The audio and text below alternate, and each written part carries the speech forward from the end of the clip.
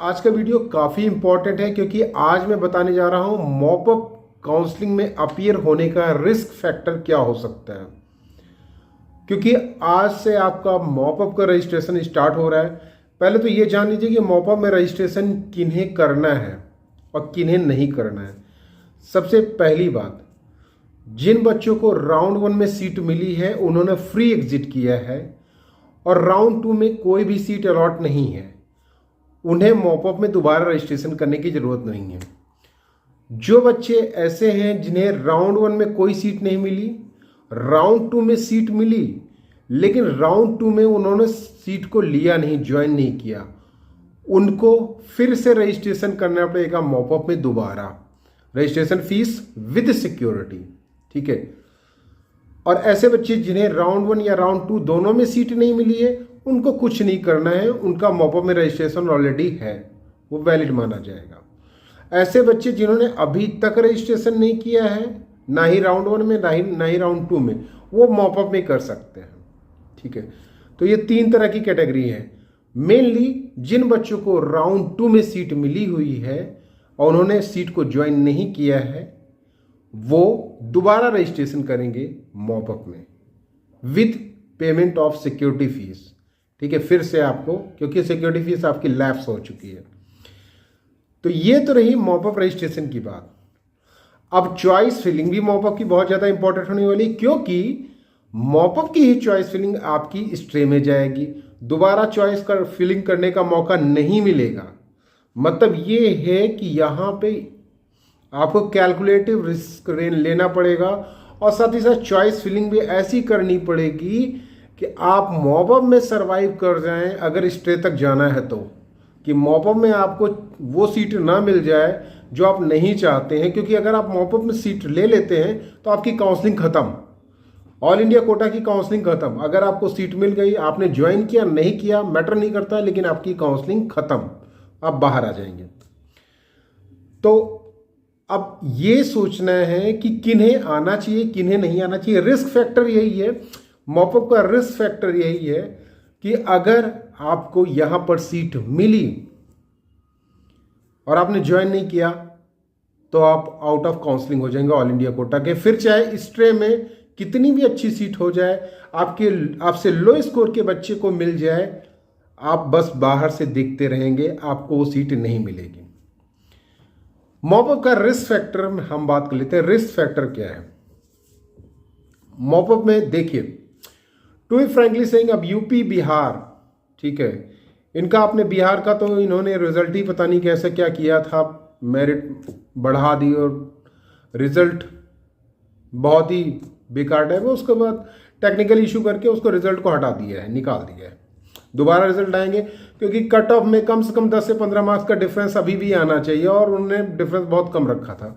वो कोई इशू होगा मेरे ख्याल से, वो रिजॉल्व करके वो ठीक ठाक रिजल्ट देंगे। और जहाँ तक यूपी की बात है, वो तो मैंने पहले ही आपको बता दिया था कि यूपी की मेरिट सेकेंड राउंड में हाई हो जाती है और सेकेंड राउंड में अपग्रेड होने के चांसेस 0 होते हैं। क्योंकि यहाँ पर अगर आपको फर्स्ट राउंड में 19,000 में सीट मिली हुई है तो सेकंड राउंड में आपको 15,000 पे सीट मिलनी मुश्किल हो जाती है। तो ये होता है, तो यहाँ का कट ऑफ तो ऑटोमेटिकली बढ़ता ही है। बिहार का जो उन्होंने दिया था वो कुछ अनएक्सपेक्टेड था, जिसकी वजह से उन्होंने रिजल्ट को भी हटाया। अब ये तो रही अनएक्सपेक्टेड बातें, ठीक है। अब ये बात कर लेते हैं कि किसे ज्वाइन करना चाहिए राउंड 2 में और किसे मॉपअप में ट्राई करना चाहिए। अगर आप ये सोच रहे हैं कि आपका स्कोर 600 है, 605 है, 606 है और आप ऑलरेडी अपने स्टेट में सीट पा चुके हैं, चाहे वो नीचे ही या न्यू जीएमसी ही क्यों ना हो, आप ये सोच रहे हैं कि हम ट्राई करते हैं ऑल इंडिया कोटा का, तो देखिए, या तो आप मॉपअप तक ट्राई करिए, ठीक है, या तो आप बहुत ज़्यादा रिस्क ले रहे हैं कि नहीं, आप एकदम में सेलेक्टेड चॉइसेस डालिए, ठीक है, एकदम सेलेक्टेड चॉइस डालिए कि वो मॉपअप में सीट न मिले, स्ट्रे में आपको बहुत अच्छी सीट मिल जाए। लेकिन उसमें क्या है कि आप 605 वाले हैं या 610 वाले हैं, आपको ये नहीं पता कि 611 वाला भी होगा, हो सकता है 611 वाला भी स्टे काउंसलिंग तक जाए। ऐसा तो नहीं है कि आप ही केवल होंगे, क्योंकि यहाँ पे कोई ऐसा प्रेडिक्शन है नहीं कि कौन बच्चे किस हिसाब से अपनी चॉइस फिलिंग कर रहे हैं। तो स्टे तक अगर प्लान कर रहे हैं तब तो कुछ है।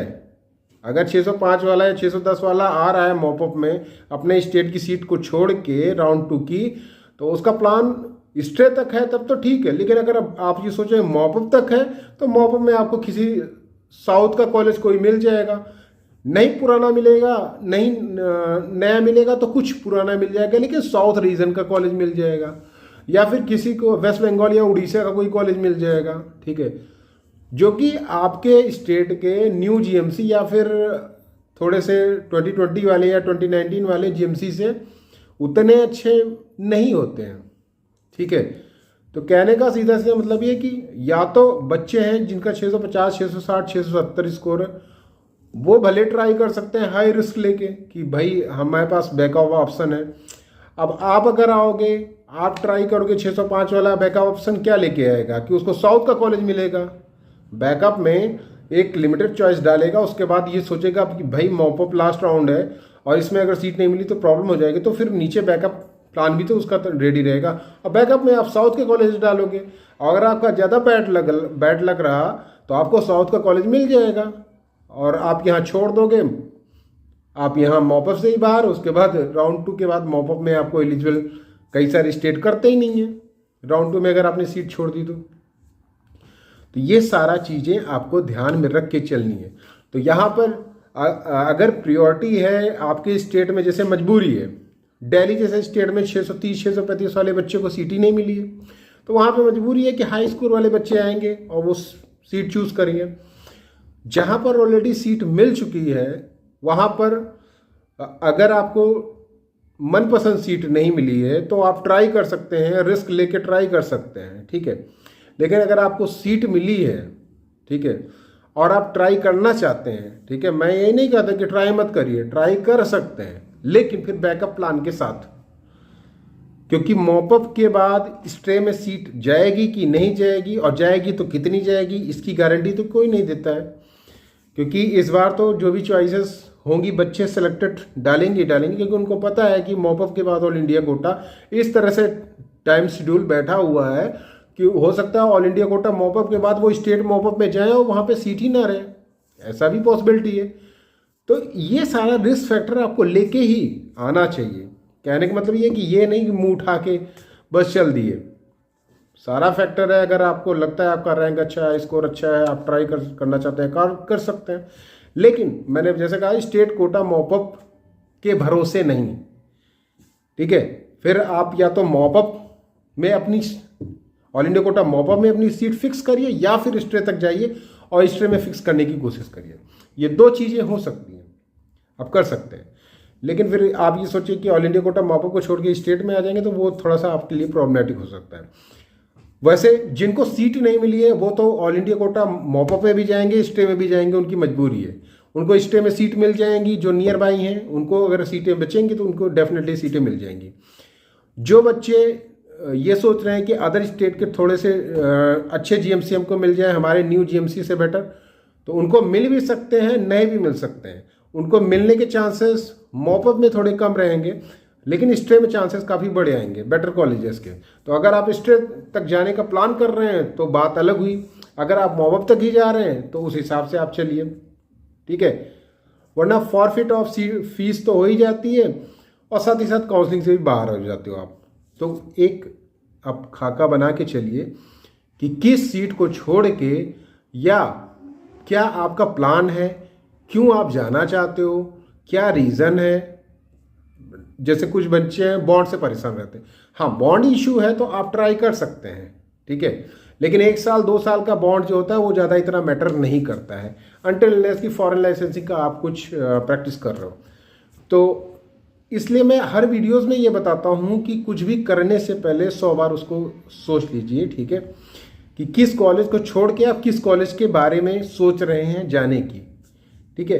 क्या वो कॉलेज आपके लिए बेहतर होगा, या वो नहीं मिला तो फिर उसके बैकअप में क्या आपको चाहिए। ये सारी चीज़ें सोच के समझ के कैलकुलेटिव डिसीजन लेके, क्योंकि मॉपअप में की ही चॉइस फिलिंग जाएंगी। स्टे तक स्टे में चॉइस फिलिंग करने का मौका नहीं मिलेगा आपको, इसलिए केवल मॉपअप ही आपका फाइनल राउंड है। यहीं पर आपको कैलकुलेटिव डिसीजन लेना पड़ेगा, स्टे के लिए भी और मॉपअप के लिए भी, कि आपको अपनी काउंसलिंग मॉपअप तक करनी है कि स्टे तक करनी है। स्टे तक करनी है तो स्टे वाली चॉइसेस आपको डालनी पड़ेंगी, फिर ऐसी चॉइसेस नहीं डालिए जिससे कि आपको मॉपअप में सीटें अलॉट हो जाए। मॉपअप में सीटें अलॉट हो गई तो आप काउंसलिंग से बाहर। ये सारे पॉइंट आप देखते रहिए। और to be frankly saying, round 2 में जो कैंडिडेट्स सीट लिए हुए हैं रिजाइन कर सकते हैं। रेजिग्नेशन का अपने अपने स्टेट का अलग अलग रूल होता है। कुछ लोग फीस अच्छा खासा अमाउंट ले लेते हैं, 50%, 10%, कुछ लोग रजिस्ट्रेशन फीस ले लेते हैं, तो सबका अलग अलग अपना अपना रूल है। लेकिन राउंड 2 में भी रेजिग्नेशन अलाउड है, ठीक है, एज पर मतलब स्टेट के बारे में आप देखा जाए। पीजी में भी राउंड 2 की रेजिग्नेशन डेट जो एमसीसी ने डिक्लेयर की थी कि इतने तारीख तक आप राउंड 2 का रेजिग्नेशन ले सकते हैं, तो ये भी पॉइंट है, ये भी आप कंसिडर कर देखिएगा।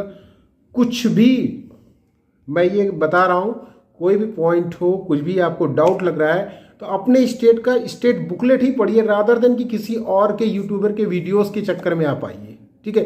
अपना दिमाग लगाइए, अपने मन से काम करिए, जो आपको अच्छा लगता है वही करिए।